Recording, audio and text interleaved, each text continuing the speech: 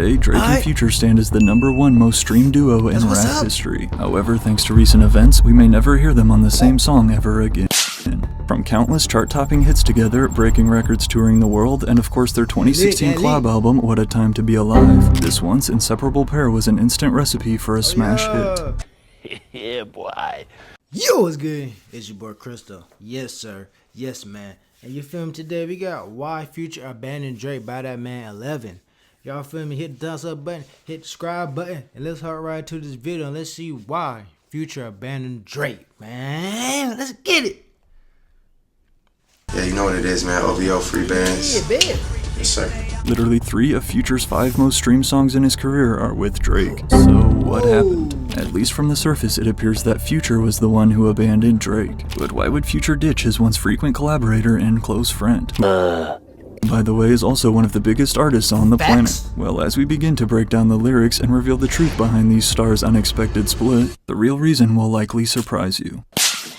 Stop it. According to Drake on Family Matters, his messy split from Future made him, quote, sick to his stomach. And honestly, us fans around the world feel the same way too. Having racked up billions of combined streams together, including their certified diamond single, Life is Good, the two seemingly great chemistry has only made their recent beef more confusing. Okay. However, despite Drake and Future's insane musical success as a duo, the truth is their relationship has been rocky behind the scenes from the very beginning. In order to fully understand the current situation, first we have to go back to where it all began. Believe it or not, since Drake and Future's first song together, there has been tension. Fresh off of a string of hot mixtapes in the Atlanta trap scene, back in 2011, Future stated that Drake actually reached out to him first to hop on a remix to his song. And although he did credit Drake for introducing his breakout hit Tony Montana to a whole new audience, this would also mark the first bump in the two shaky friendship. Oh, brother, this guy. So many people from Atlanta wanted to get on this song, and it's just like basically a slap in my face because they like, shit, you should have did it for somebody from Atlanta who was gonna get in the video, who wanted to be part of your video. Future claimed that it was a slap in the face for Drake not to appear in his Tony Montana music video. However, this was just a small insult compared to what was about to come. Future is probably one of my favorite people to come to the studio with just based off his work ethic, said Drake back in 2012. But while the two had clearly been developing chemistry, including collaborating again on the banger Love Me with Lil Wayne, along with Drake featuring on Future's trap music mixtape, that same year in 2013 though, came more drama. So when we was at the studio, Drake came by the studio, and I always tell my engineer, started from the bottom. So when I put the beats on, I was like, man, put the beats in. So I always said, started from the bottom. He telling me this story. He bought me a bottle of Louis XIII that I never opened up. Wow. Because of this story, and I'm like, man, I want bottle, I need publishing. Yeah. Future revealed to Power 106 that he allegedly inspired the hook for Drake's hit Started From the Bottom, a single from his third album Nothing Was the Same. But although Future seemed to joke about it in the interview, still saying he'd rather have publishing on the song than a bottle of liquor, what happened just a month later was no laughing matter. Following the release of his album in 2013, Drake was set to embark on his Would You Like a Tour world tour, alongside Future, who was originally announced as an opener. But just days before the tour was set to kick off, which it's important to note that this was scheduled to be Future's first ever tour, that was until Future was removed from the concert's lineup due to an interview he did with Billboard 2 weeks prior. Drake made an album that is full of hits, but it doesn't grab you. Future allegedly told Billboard in regards to Nothing Was the Same, I've been on the songs of all these rappers that put out an album, and my music is still better. However, immediately after going public, Future called cap on the article. Respect to Billboard, but I'm disappointed on being misquoted. Always love for my fam Drizzy Drake. Future tweeted as his team forced Billboard to remove these statements, claiming they were taken out of context. I told him, I was like, man, he got a great album. I was like, Drake a dope artist, he a dope writer. I said so many good things about him, they didn't put that in the interview though. But regardless of if Future actually said those exact words or not, according to the wave of rumors that followed, this Billboard interview clearly upset Drake. In addition to Page 6 reporting that Drake was, quote, so angry that he immediately demanded Future be booted from the tour, telling his agent either Future gets fired or he'll fire him. Whoa, calm down, Jamal. Don't pull out the... Also came reports that Future was allegedly planning to file a lawsuit against Drake for lost wages. Seeing as he was said to earn about $40,000 per show on Drake's tour, this rumored lawsuit was said to total $1.5 million. However, despite Future's plans to sue Drake in 2014, the two would soon put their differences aside and rejoin forces. As not only did we see Future get added back to Drake's tour lineup, but then we saw the pair team up again on Future's second album, Honest, on a track titled Never Satisfied. Every time I show up here, he just has like a different different album done. He has like a different set of like 10 incredible songs to play, and you know, for somebody, you know, me, I take a lot of time to make music, you know, and you know, so for me, it inspires me. At this point in time, Drake and Future were a duo locked in for success. But then, as the year of 2015 rolled around, it was time to take things to a whole nother level. Let go. To continue his streak of appearing on each of Future's first 3 albums came their now 4-time platinum collaboration, Where Ya At, leaving Drake as the only feature on the classic Dirty Sprite 2. And in addition to this time Drake actually showing up in the song's music video, which we need to note that the song was produced by Metro Boomin. It was actually during these recording sessions for Where Ya At in 2015 between Future, Metro, and Drake that another idea was formed. Like right now, this shit we making as a whole new wave. It like changed the game. Everybody had to go back to the game board and like, damn, we never ever thought this would happen. Each with now a #1 project under their belts, Future with DS2 and Drake with If You're Reading This It's Too Late, 2015 was the perfect time to make an album together. Thus came one of the biggest joint albums, What a Time to Be Alive, in September. Drawing comparisons to Jay-Z and Kanye's Watch the Throne and utilizing a Shutterstock image as the artwork, on par with some of Future's other album covers. According to Drake's interview with Sane Low, the two allegedly recorded this entire album in 6 days. Oh, brother! Like, at the height of niggas being hot, like to come together. Yeah, Imagine filming an album in 6. That's a whole week. But that is going and put it in the work. They put just as many hours y'all put in the warehouse. that really hasn't happened. Like just at the peak of two.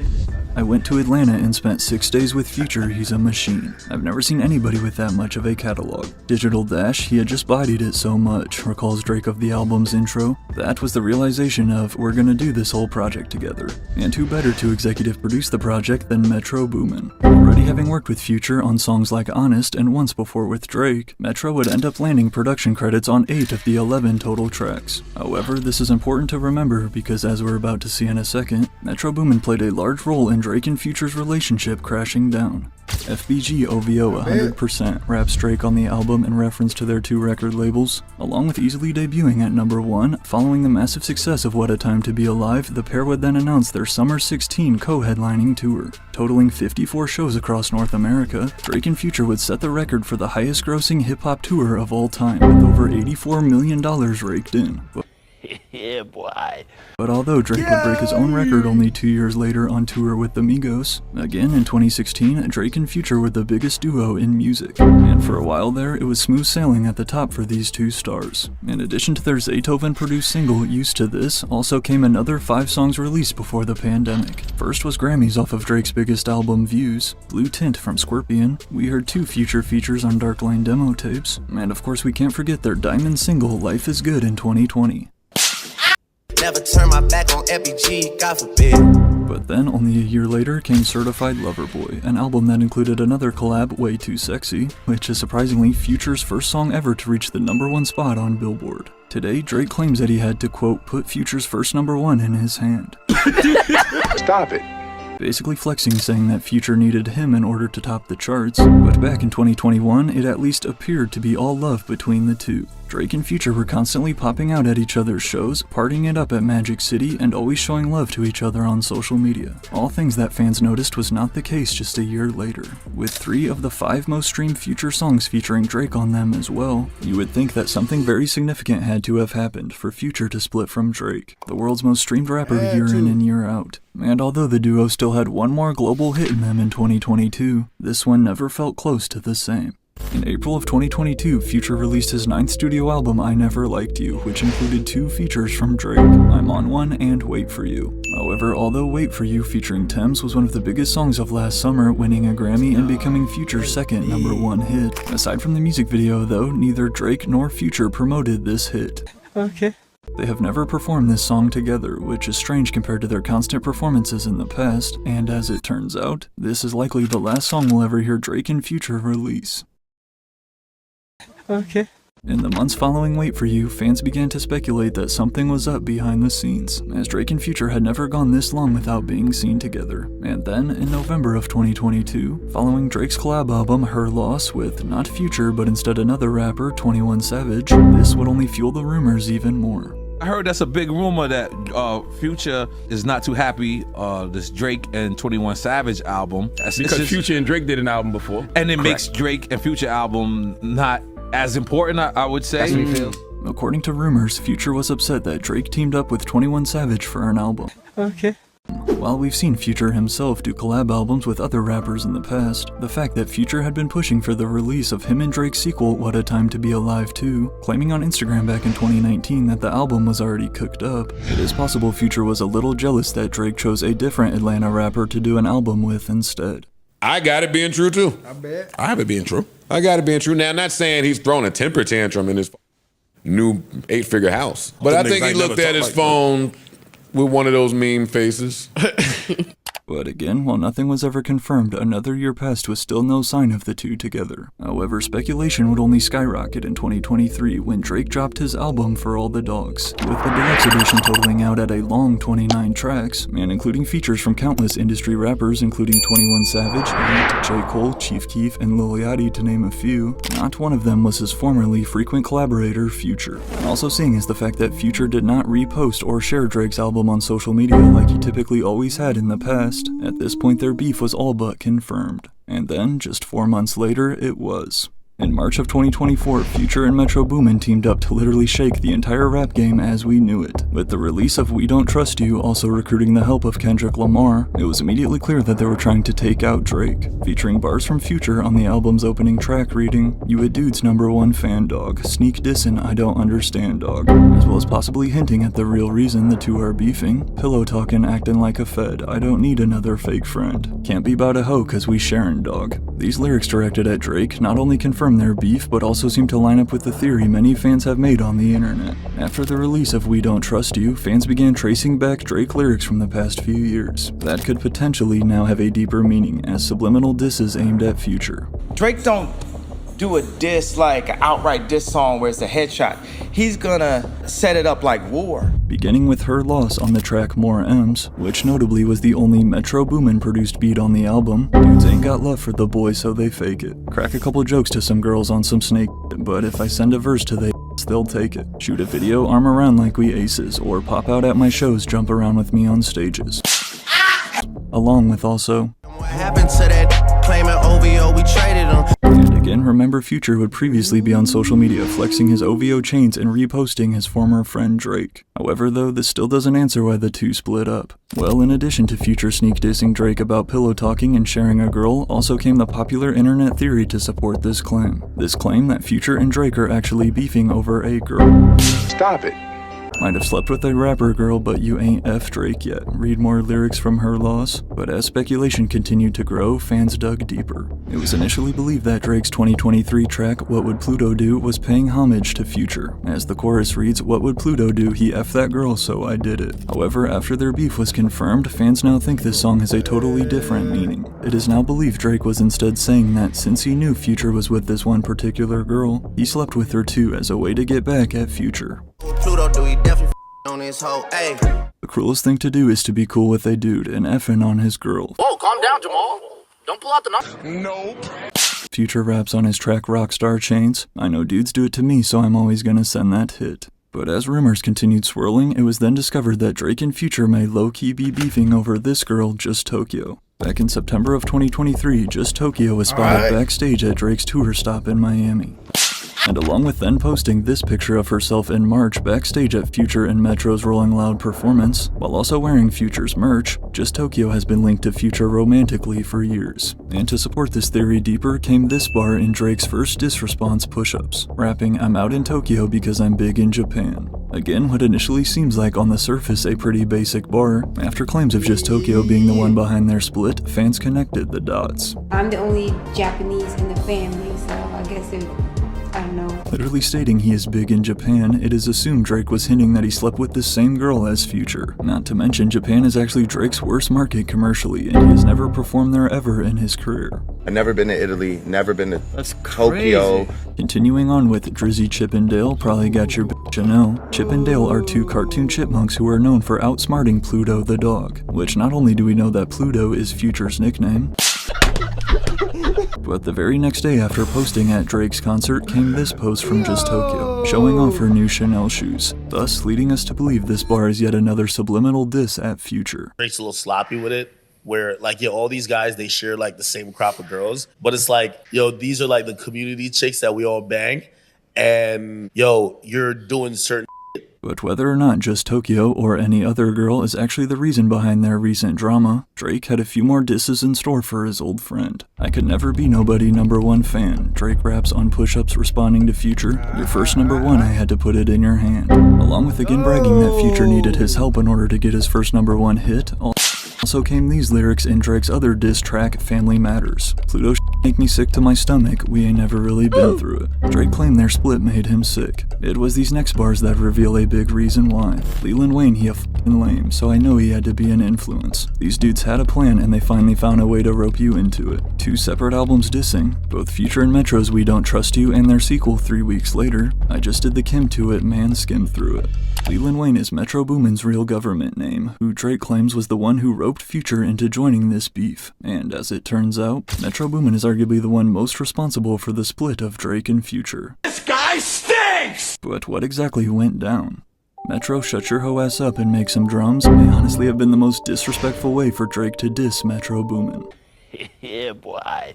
And while that's exactly what Metro did, then producing the comical BBL Drizzy beat, the truth is, Drake and Metro Boomin's beef dates back to 2022. As another great previous duo we'll likely never hear again, collaborating multiple times through the years, tensions began 2 years ago when Drake and Metro hit the studio to play some beats. I was just in the studio with Drake one time, because we were going to do some stuff for my album, and he just wanted to hear some songs from my album. Then he heard that one and really wanted to get on it. After hearing Metro's song Trance off his upcoming album, Drake immediately wanted to do a verse on it. However, despite as tempting as it may be, Metro Boomin made a decision that very few rappers or producers in the world would ever make. I was letting him know that he was really just done for real, and I was really just set on. He did some stuff, a couple parts was cool, but like I just felt like Slime verse and Trav verse, then the outro, it was just already like, it just really wasn't no. Metro Boomin decided to remove Drake's verse from his album Heroes and Villains, and many fans correctly suspected there was a deeper reason. Shortly after the release of Metro's album in December of 2022, the unreleased Drake version of Trance would suspiciously hit the internet. It's widely believed this was Drake and his team getting back at Metro for cutting his verse, who clearly did not like this and retaliated in the most Metro Boomin way possible. If you can't tell by now, Metro is also a very petty dude. Yeah, boy. This guy stinks! And after Drake's version of Trance would leak, Metro himself then leaked the original version of Drake's Knife Talk. I had that song. That song was supposed to go on Savage Mode too. Yeah. I sent him that song like 2 days before the album came out. Really? Swear to God. He did his verse the day before the album came out. He did his verse. Knife Talk was originally just a 21 in Metro track meant for Savage Mode 2, and as a way to try and get back at him, the version that Metro leaked and shared is the version without Drake. Then, about another year passed, and in December of 2023, although he did produce one song on Her Loss, again the song that Drake supposedly dissed Future on, Metro had this to say on Twitter though, after Her Loss kept winning awards over his album. Yet Her Loss still keeps winning Rap Album of the Year over Heroes and Villains. Proof that award shows are just politics and not for me. The true award and reward is knowing that the music I spent so much time on brings joy to people's everyday lives. Okay. While this post is extra interesting considering the seemingly great relationship too between Metro and 21 Savage, who is obviously the other artist on Her Loss and who basically came up with Metro Boomin, but it's also likely that Metro had worked hard on What a Time to Be Alive too, and similar to the rumors about Future, it's possible Metro also feels slighted by Drake for ditching their project for Her Loss, since again, What a Time to Be Alive 2 was said to be already in the works back in 2019. That too. It's already cooked. Top secret. Yeah. My brother. Top secret. But regardless of the reasoning behind Metro Boomin's salty tweets, he would then respond to a fan asking if his beef with Drake is serious, to which Metro replied, "It's not deep at all, LMAO." However, after unfollowing Metro Boomin on Instagram and going on to call him out on this Kick livestream, it's safe to say Drake did not feel the same way. And to the rest of you, the non-believers, the underachievers, the tweet and deleters, you guys make me sick to my stomach, fam. Honestly, if you guys want to look in my eyes, you guys want to do something? You guys, that's what I thought. No, that's what I thought. But again, to confirm Metro and basically the entire rest of the rap industry's beef with Drake came his collab album with Future in March. And although neither of them are yet to directly state the reason for their beef, to sum it up, it seems like everybody was picking sides, and Future chose Metro Boomin's, who he's worked with for longer. Not to mention people love drama, and beef is great for album sales. Again though, some fans believe Drake and Future's disses to each other were soft compared to the other rappers involved. Which then begs the question, will we ever see this duo reunite? Honestly, I'd say there's still a chance we could see Drake and Future work together again in the future. Not only has Drake rekindled relationships from past major beefs with artists such as Meek Mill, but like academics said, they are too great to let some petty drama get between them. As we just learned, Drake and Future's friendship has been rocky since the very beginning, but in terms of where it goes from here, only time will tell. Facts, man. Facts. Only time will tell, man. These folk need going.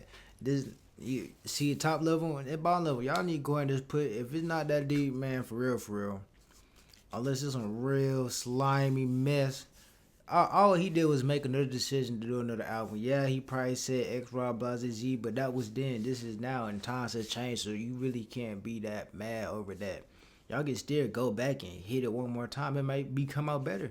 You feel me? It might come out even better the next year. I might hit it one more time, but you feel me? I feel like they need to drop the beef, man. Just keep making some music, keep getting lit, just keep getting the paper at the end of the day, because people enjoying the music. Keep doing what you love, and y'all feel me? Y'all make hits, shoot, make hits. But if that include the video, hit the thumbs up button, hit the subscribe button. It's your boy CristoReacts out. Yeah. And I need me to do. If I ain't get paid, I ain't doing the show. Shit, I'm finna.